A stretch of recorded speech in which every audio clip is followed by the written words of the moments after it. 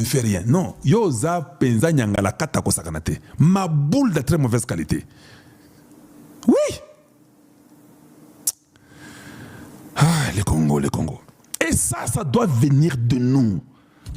On doit se réveiller en tant qu'un peuple. Si ça ne dépendait que de moi, Koutou, Naebi, plan Nabango, Eza Koutou, Bouzoba, leur plan c'est quoi? Nous embrouillons les Congolais, nous faisons la guerre à l'Est, on fait la réintégration, tous on une armée. Tu espionner Bango, et puis tu affaiblir l'armée de Bango, pour la débouter. Ce que tu affaiblir l'armée de Bango, nous on prend les minéraux, et puis nous continuons à vivre, nous mettons le désordre chez eux, nous empoisonnons quelques-uns, et puis ça continue comme ça. S'ils sont très faibles, nous prenons la tête du Congo, nous dirigeons. C'est très simple. De deux, nous faisons ça, nous allons après les Congolais de la mauvaise qualité, nous leur donnons l'argent, comme ils aiment l'argent, ils vont trembler, et puis on va demander les dialogues. Les dialogues, et puis au fait le dialogue là, c'est pour encore les retarder encore de 10-15 ans. Même s'ils ont fait 300 dialogues, ils sont tellement stupides qu'ils ne comprendront pas, et que quelques imbéciles en soutane viendront dire, allons-y au dialogue, et ils vont faire le dialogue. Et les gens vont dire que non, toi il n'y a pas de dialogue, passe au Kemba. Non, dites non au dialogue. Dites non. Merci Wilfred Kalampoy pour les 5 points de manœuvre qu'ils vous donnez. Les Congolais souffrent du syndrome de Stockholm. Aimer son bourreau, mais ce n'est pas possible. Comment vous aimez celui qui a tout fait de mal contre vous? D'accord. Oh non, dialogue, tout cela. Ils savent que maintenant, d'ici là, il reste 2 ans et demi, 3 ans. Oh non, allons-y aux élections. Tu sais qu'il a fait son temps, la Constitution l'interdit. Papa, la Constitution qui n'a jamais été respectée par aucune personne. Et sera seulement respectée dans le cadre des élections. Et il y a un certain Sessanga qui a violé vos mamans à l'Est, qui était avec ses ennemis-là, qui revient, qui vous dit que non, Tshisekedi me trouvera son chemin. Toi, tu as un chemin, toi. Toi, tu as un chemin. Et Fayoulou qui dit, vous allez me trouver sur mon chemin. Tu n'as pas de chemin, on ne va pas te trouver. On ne va pas te trouver, tu n'es nul. Fayoulou, tu es nul. Il y a un niveau kosakanate. Niveau tozanango, oza penza nul. C'est les gens qui veulent vous amuser. Même quand nous parlons, oh non, la conférence, l'assemblée, ça l'a tout. Bon, changer la constitution. Ngaza kutukunate. Ngaza kutukunate. Il faut que tu aies la loi d'urgence, l'état d'urgence. La constitution, on abolit tout. Tous les Congolais derrière un seul homme. Nous entrons tous dans l'armée. Comme l'équipe âge à 35 ans, je serai à l'armée côté Moutou. Yo, bagotia yo, nous avons 20 ans, et puis nous avons un ministre qui est toi, tu seras du côté, il y a Kobundana qui la chute. Allons-y tous. Mettons fin à la guerre. Tu sais qu'il reste là-bas. Il ne bouge pas. Oui, il reste là-bas. Qu'il fasse ses 32 ans, comme il veut 32 ans, pour être comme Mobutu, qu'il fasse ses 32 ans. Nous voulons mettre fin à la guerre. Il faut enlever aux gens le goût qu'ils ont. Parce que de toute façon, Tommy pose des questions. Quand tu veux devenir président, tu vois que tu vas nous retarder. Tu sais que tu as déjà avancé. Maintenant, quand tu deviens président, je ne sais même pas si on va te corrompre ou pas. Ça devient un problème chez les Congolais. Est-ce que Tango Azoya, on va les corrompre ou bien on ne va pas les corrompre? Nous rentrons encore 50 ans en arrière. C'est ça que les Blancs veulent. On doit faire comme Zelensky. Nous avons l'état d'urgence. Il n'y a pas d'élection, il n'y a pas de constitution, il n'y a pas d'assemblée, il n'y a pas de Sénat. Bon, surtout, de reconstruire l'armée. Nous nous battons tous. Vous verrez, même l'ennemi sera fatigué. Quand l'ennemi voudra parler dans les médias, je vais m'occuper d'eux. Même les Américains vont dire que Tala peuple a maïli angoyo. Je vous dis, quand vous avez condamné Kabila, ce sont les Américains qui en parlent dans les médias, je vous ai dit non. Ils vous ont dit que non, ne le condamnez pas. Ils ont dit tous Amen. Mettez 100 personnes maintenant à sa poursuite. Ils diront Amen, vous êtes intelligents. Ils ont fait la poursuite de Bin Laden. Pourquoi pas vous? Vous devez vous réveiller. J'aimerais que les Congolais aient tout changé. Tout comme moi, il y a Kanda. Tout comme et je n'aime pas maintenant commencer à m'amuser, rire avec vous. Non, on doit être des méchants.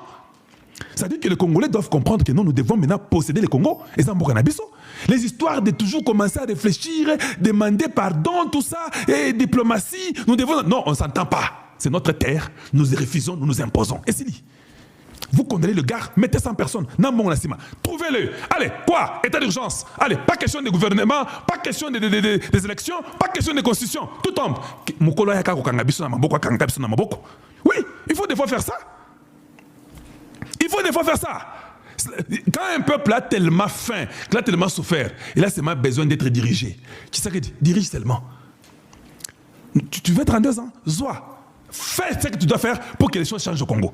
À un moment donné, il ne faut pas attendre les ondits des gens. Et nous connaissons leurs plans. Oh non, on va aller. Quand nous arrivons, parce que les mêmes ennemis là, ils cherchent le dialogue, non?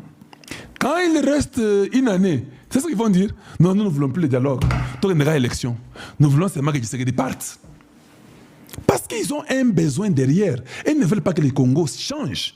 Tout ça n'a pas objectif mis ça tout mini. Il y a des objectifs des gens qui veulent que Tshisekedi enlève, quitte, Moussoaya. Il y a des objectifs, Tobomaye. La priorité pour eux, ce n'est pas la guerre. Or, nous, la priorité, c'est la paix au Congo. Nous, ce n'est pas le pouvoir qui est la priorité pour nous. Oui, je vous dis.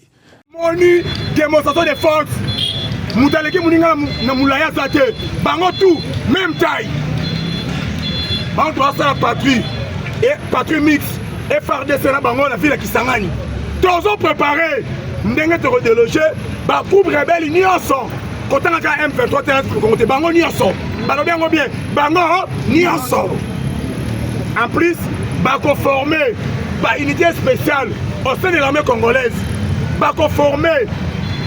J'espère na domaine à blender. Ba conformer. Na domaine à faire des chasses. Ba conformer. Même na domaine maritime. Sur bête machine. Si ba yewana. Avant les moutons yewana. Avant bango ba yawa. Yé mon patron bango. Azaki na Bujumbura. Bobi bien maire allié na biso et à Burundi. Lobby de chimie. Ayama qui est 13 heures juste. Et à Burundi à MBA. Parce qu'on a pendant 4 heures du temps. Raison ni n'a pas qui est. Parce que pas à guerre na biso. To tiens à niveau à Burundi. Papa, Kagame s'est retrouvé la 4 tôt. A évité na kosala ndenge nini. Avantage à nini. Donald Trump, Azabela Bachek Kisengi, Donald Trump, Azabela Maman Escro, Panani, Bilon Massad Boulos Abetaki, et Zaï pas s'appelle ça, Qatarien. Mais est-ce qu'il faut raisonner que non, Massad Boulos, charge Afrique, Arabi a dit n'importe quoi, mais Bajour et lundi, Black Waterbaye, Otobenga Maïndombe, l'eau noire, Oh Kagame a eu panique, gouvernement rwandais, panique. Toujours déloger ma coupe rebelle nyonso. Sentiment zanine. Ba niveau matériel, ba niveau drone. Ba tout d'abord, première priorité, qu'on protéger espace aérien ya Congo. Ouais, ça première priorité la bango. Tant que Kagame azoloba, tout le monde a drone. On sortit nos frontières nyonso. Tout le monde a système, il y a défense de batterie aérienne pour s'attaquer en haut dans Walikale. Tout détruit système bango nyonso. Biso Zate, on va activer les États-Unis. Bazo activant sur place. Il est pas vivant. Viva. Il est pas vivant. Viva. Il y a encore mon c'est un basoux. Nicolas Zoya, c'est un bande aux États-Unis. Oh, parce qu'il est mécontent. Congolais Linini, c'est un peu responsabilité. Bateau baza mieux placé. Bateau baza digne. À quoi le caractère bango, à suivre ma famille, à suivre ma connaissance, à tuer bango ana. Batouni ensemble. Oh, parce qu'on a négocié deal. Oh, yo. Communauté congolaise, partout dans sa ligne. Même si on t'a mis, Batia Bango Libanda. Batia Bango Libanda. Comment vous êtes battu pour vendre ma solo? Dans le commune Boumeboti, bon, si vous les concerner, vous écartez Bango. Bon, si vous parvenir, vous placez Bango Ana. Papa, Moutakolonga Fati Beton, non, ça m'a saliété. Simba Lokoana, il y a un ami passé Godé Boy. Alors, bien. Pétition et ça qu'il y a 5 personnes. 2 personnes Bakouei. Nani, président de l'Assemblée nationale, caissière titulaire, Otobeni Dominique Moulongo. Zoli, Maninia va sauver la commission, n'a pas fait Chirumbaï. La députée va dire qu'on récolter ma signature. La dernière a plus de 130 et quelques signatures.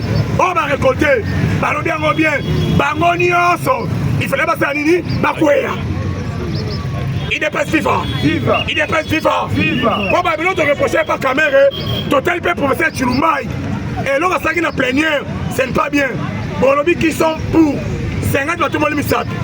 À mon avis, qui sont contre 450 va retomber là. À se limiter à 50 personnes. Bah, on va l'habiter. Tu vois qui caméra libanda. Bonne dictature. Yo, yo, pour y on loin imposer biso. Dictature le même jour. Espère ma pétition. Son excellence Crispin Bindoula. Abani qu'on récolté. Abani qu'on récolté. Yebelo komoko batunion so o bazaki na agenda na bango selo bango ne ba maleta solo bazaka koloba to simisier pouvoir afi daïda kese tala je sois mboka Vital Kamerhe tozo zela ma conséquence o lobaki to ko tirer yango aza léger atuna Kabila atuna Moïse. Bah, on est Fachi Beto, Azanani. IDPS vivant. IDPS vivant. Fachi Beto. Yango Moni Tangu. Bah, condamné Kabila. Na bato ba yokana lisusu te ba yokani. Bah, on termine procédure déjà. Kokanga ba voir na nyonso. On a tonga 10 niveaux. On a tonga 8 niveaux. On est sabi son bon on a tonga qui. On soit qui yango wapi. Pour y beaucoup plus à utiliser bendo pakistanais, ba libanais, ba indien, na ba chinois. À riche. Maman na ta côté Katifan. Tablo à riche comme tonga. Emilton Luana et ça a riche et ça a Kabila. Pas de ma fallait. Oto benga ni kingakati yeba yango l'État azozwa yango akokanga yango te makocha ba gestionnaire mususu parce que par kuana Kabila yake maboko pamba babuta mbula bilamba baseli azola likola bantete nyonso azwi na Congo oyo azwaki na Congo aotika na Congo sikoyo nde tozo atake bakonti na ye oyo eza na baparadis fiscaux likambo tu bakele nango malembe tant que les bateaux sont malins, à mbongo mais à couvrir yango, à koto à couvrir yango. Pour nous découvrir yango, il faut soit temps. Comme moment wana et koki, yebango biloko nyonso ya Kabila, ba saisir yango. Chaque chose à son temps. Tant que malin pour toi atterrir avec douceur. Facha ko gérer mboka, na émotion de hote, na manifestation de hote. Martel Iboma, tous à tout le monde dans là. Ils ont vraiment un souci. Tu as le pouvoir sur la gaz Kala. Nous avons besoin de sur la gaz. Gaz lacrymogène. Nous avons besoin de longi Kala. Ma pas petit Kala Kala. Qu'est-ce que tu as dans Nzela Kala. Nous avons qui m'a quitté le monde dans le bâtiment. Nous avons mis la mola, nous avons Kolongu. Nous avons IDPS. IDPS dans l'histoire. Autre chose, Malema Lobby. En un monde entier, à part IDPS, na ANC, parti M. SAT. Différence c'est la ligne. Soit tel ANC, va créer un poche armé. Va demander à ce expert. Il y a un dynamique, n'a pas d'école. Mais les fins, c'est un Koufi. A vu pouvoir n'a plus qu'il a papier. Différence en voilà. Il y a vraiment comme Zambari que non, IDPS, Babomate, au contraire, Babomate bata IDPS, pouvoir na bango, atayo na nyoye, yebango, et ça ni chaud ni froid. Oye komami, déjà komani.